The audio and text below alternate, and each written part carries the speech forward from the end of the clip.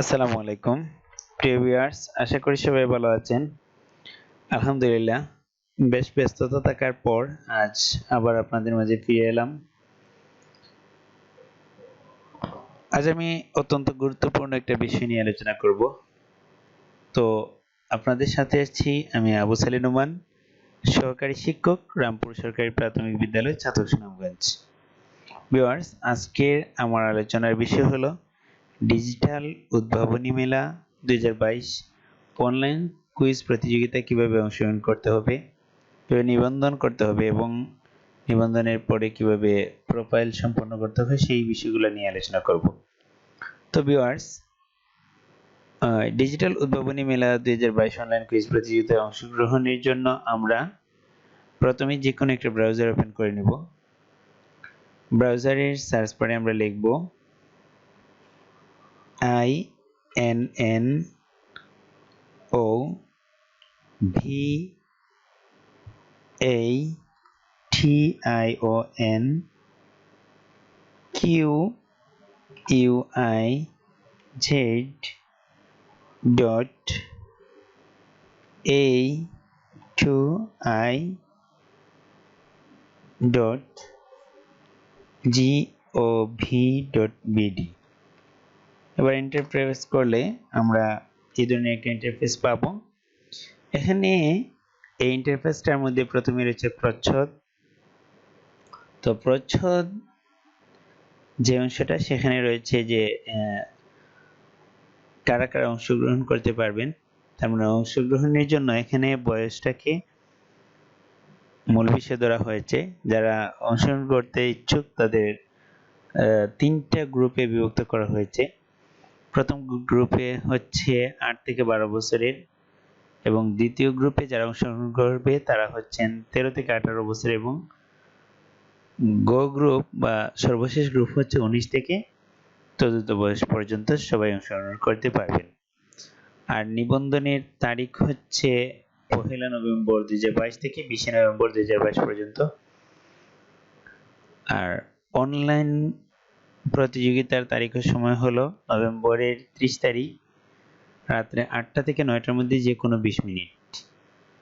এই 20 মিনিটের মধ্যে কুইজ প্রতিযোগিতায় অংশগ্রহণ করতে হবে। তারপরে পুরস্কার সম্পর্কে বলা হয়েছে যে পুরস্কার হচ্ছে প্রতিটা গ্রুপের প্রথম 3 জন বিজয়ী পাবেন ল্যাপটপ অথবা মোবাইল ট্যাব সহ আকর্ষণীয় পুরস্কার। এছাড়াও স্থানীয়ভাবে উপজেলা এবং জেলা পর্যায়ে প্রতি গ্রুপের প্রথম 3 জন বিজয়ীদেরকে সার্টিফিকেট প্রদান করা হবে। আর যেটা হচ্ছে নিয়মাবলীর মধ্যে রয়েছে প্রত্যেকের জন্য বরাদ্দকৃত সময় হচ্ছে 20 মিনিট। সকল প্রশ্নের মান সমান অর্থাৎ 1 পয়েন্ট, তবে প্রতিটি ভুল উত্তরের জন্য 1/4 অর্থাৎ 0.25 পয়েন্ট কাটা যাবে। সকল প্রশ্নের উত্তরের জন্য 4টি বিকল্প থেকে একটি সঠিক উত্তর যাচাই করতে হবে, অর্থাৎ এমসিকিউ পদ্ধতিতে পরীক্ষা অনুষ্ঠিত হবে। কম সময়ে সর্বোচ্চ সংখ্যক উত্তরদাতা থেকে বিজয়ী নির্বাচন করা হবে। চূড়ান্ত বিজয়ীদের ক্ষেত্রে বয়স যাচাই সাপেক্ষে পুরস্কার প্রদান করা হবে। প্রতিযোগিতা বাস্তবায়নের সঙ্গে প্রত্যক্ষ বা পরোক্ষভাবে সম্পৃক্ত ব্যক্তি বা পরিবারবর্গ প্রতিযোগিতায় অংশগ্রহণ করতে পারবে না। এই ছিল নিয়মাবলীগুলো। তারপরে কোন কোন বিষয়ের উপরে প্রতিযোগিতা হবে সেই বিষয়গুলো এখানে আলোচনা করা হয়েছে। এর মধ্যে হচ্ছে রূপকল্প 2041, উদ্ভাবন ও স্মার্ট বাংলাদেশ, সরকারের বিভিন্ন মেগা প্রকল্প যেগুলো রয়েছে সেই সম্পর্কে প্রশ্ন আসবে। জাতির পিতা বঙ্গবন্ধু শেখ মুজিবুর রহমানের জীবন আদর্শ সম্পর্কে প্রশ্ন আসতে পারে। তারপরে প্রধানমন্ত্রী শেখ হাসিনা বিশেষ উদ্যোগ সমূহ সম্পর্কে প্রশ্ন থাকবে। তারপরে প্রশ্ন থাকতে পারে করোনাকালীন পরিস্থিতিতে সরকার গৃহীত উদ্যোগ সম্পর্কে, তারপরে ডিজিটাল বাংলাদেশের রূপকল্প সম্পর্কে, ডিজিটাল বাংলাদেশের 4 স্তম্ভ সম্পর্কে, নির্বাচনী ইশতেহার কিংবা সকল ইসি বা ভিশন 2041 ও ডেল্টা প্ল্যান 2071, মহান মুক্তিযুদ্ধ সহ বাংলাদেশের সকল অর্জন অন্যান্য বিষয় নিয়ে আলোচনা প্রশ্ন থাকবে।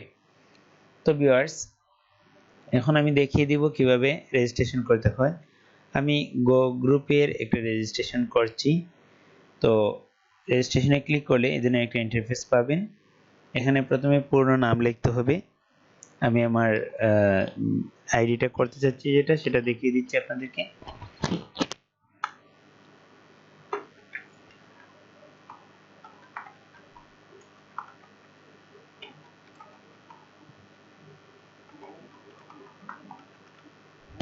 প্রথমে আমি নাম লিখে নিলাম, তারপরে ইমেল অ্যাড্রেস,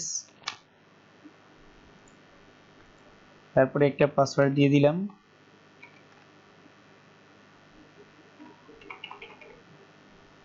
একই পাসওয়ার্ড পুনরায় লিখে নিব।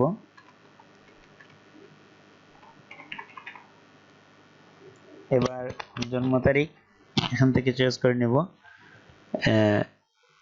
আমার জন্ম তারিখটা দিয়ে দিলাম।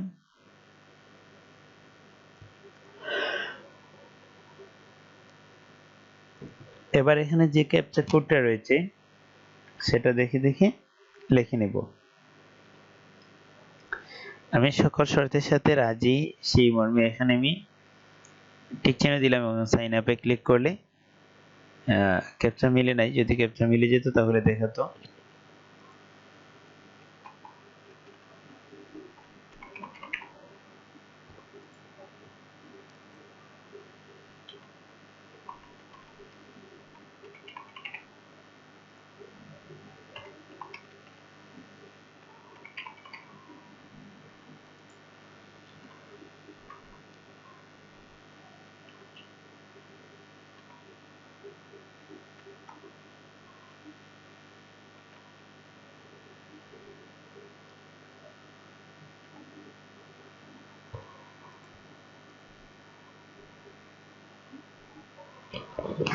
দেখেন রেজিস্ট্রেশন সম্পন্ন হয়েছে।